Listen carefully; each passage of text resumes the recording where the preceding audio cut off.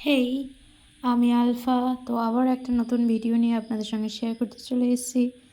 এটা ছিল আমার অনেক পছন্দের একটা ব্রেকফাস্ট।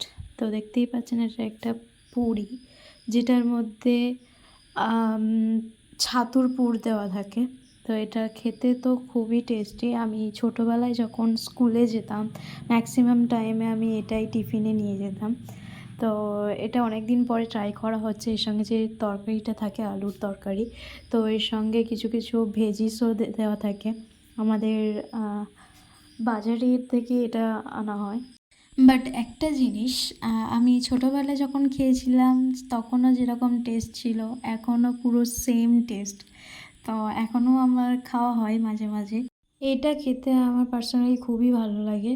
তো আজকে ভিডিও এই পর্যন্ত। দেখা হচ্ছে নেক্সট কোনো ভিডিওতে।